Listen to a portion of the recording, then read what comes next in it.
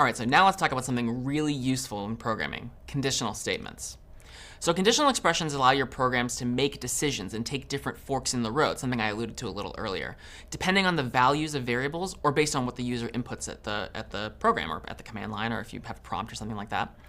C has a couple of different ways to express conditional expressions, which we also sometimes will call a conditional branch in your programs. And some of these are going to look pretty familiar to you from scratch, so we'll even pull them up side by side just so you can make that analogy in your head.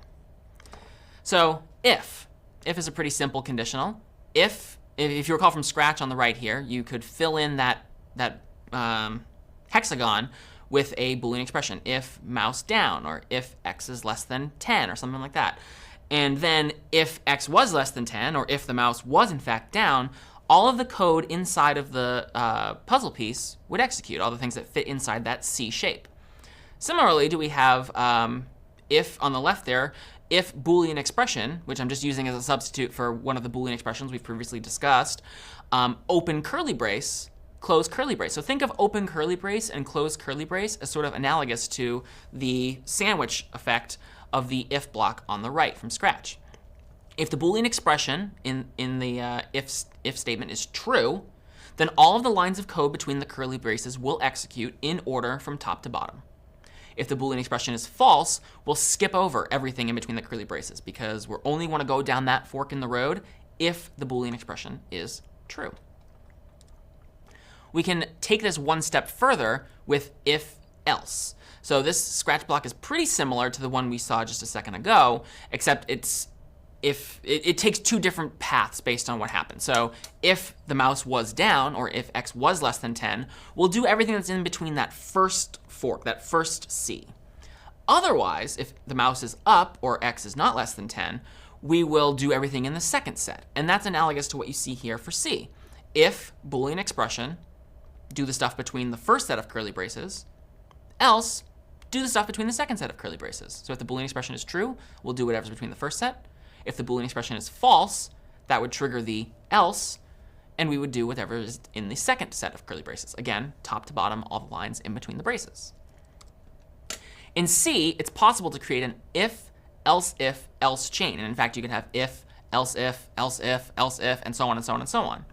In Scratch, this required nesting the blocks. You had an if else, and then you had to put another one inside of the else, and so on and so on. And it got kind of nested and complicated. But C, we don't have to do that. We can actually just have it be a chain like this. Again, as you might expect, all of these branches are mutually exclusive. You can only ever go down one of the branch. If this is true, otherwise if this is true, otherwise if this is true, otherwise do this.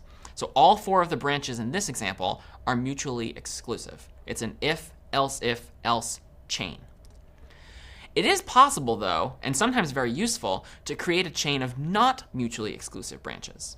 In this example, only the third and fourth branches are mutually exclusive. It could be that you could satisfy the first condition, and you could satisfy the second condition, and you could satisfy the third condition, in which case you would go down the first branch, then you would go down the second branch, then you would go down the third branch.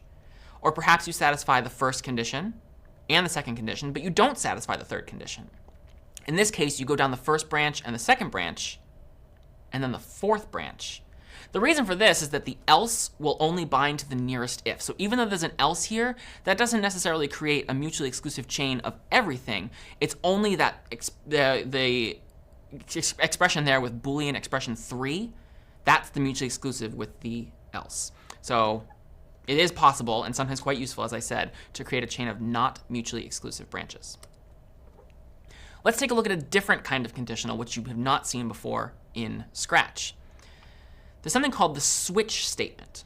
The switch statement is kind of neat because it's a conditional statement that allows you to specify distinct cases instead of relying on Boolean expressions to make decisions for you. So for example, let's say that I have this program and I'm asking the user to provide input to me. So I say int x equals getInt, and if you're not familiar yet, getInt is a function that is also included in the CS50 library. So if you #include cs50.h, you'll have access to getInt and all of its cousins, getFloat, getString, and so on. Basically one get function for every data type that we've already discussed. So int x equals getInt. Basically what's happening is I'm at the terminal, I'm asking the user to type in a number. And here I'm switching what I'm doing depending on what the user typed at the prompt. So if they typed 1, I print out 1, and then I break.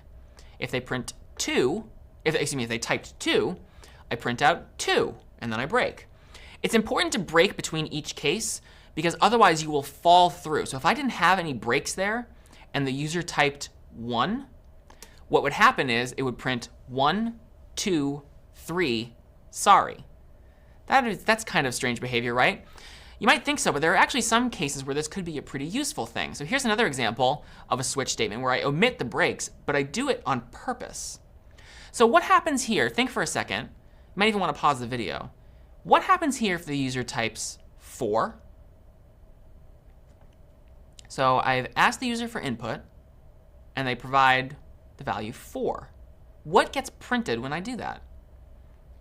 On the previous slide, there were breaks between all of the cases, and so it would just print 4 and then stop. But in this case, it won't. What will happen is you will fall through each case. So in this case, I've organized my cases in such a way that if the user types 4, I will print 4, 3, 2, 1, blast off. And if they typed 5, I would start at 5 and do the same thing. And if they typed 1, I would just do 1, blast off. So in this case, I'm using a switch kind of cleverly so that I do intend to fall through all the cases. But generally, you're probably going to want to break between all of them unless you have a situation like this one where you're kind of leveraging the fact that you'll fall through the cases without a break. So that's the second of the major types of conditional statements, the last of which is question mark colon. So I have two snippets of C code here, one on the left and one on the right. The one on the left should probably be pretty familiar to you. I have int x, and I probably should have, asked the user for, it should probably be int x equals get int or something like that. And then I'm making a decision.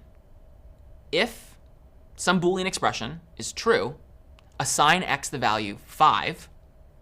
Otherwise, assign x the value 6. That on the left should probably be pretty familiar from our discussion of if-else just a moment ago.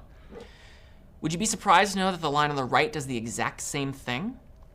So this is called question mark colon, or sometimes called the ternary operator. And it's pretty cool. It's usually used as a cute trick. But what it allows you to do is to simulate an if-else with really small, really trivially short conditional branches. You generally wouldn't use question mark colon if you had 6 lines of code between each set of curly braces.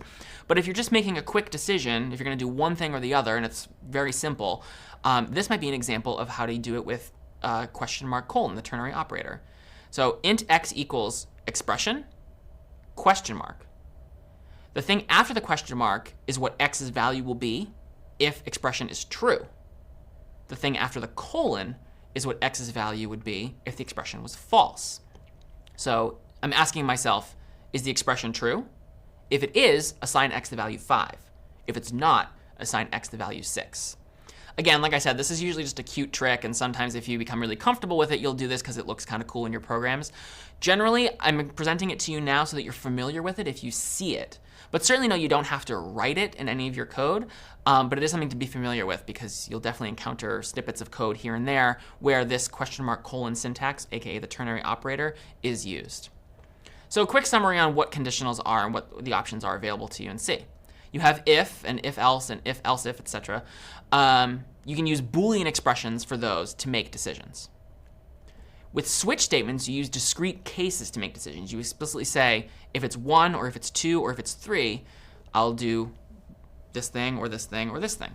And question mark colon can be used to replace very simple if-else branches or if-else chains to make your code look a little fancy. I'm Doug Lloyd, and this is CS50.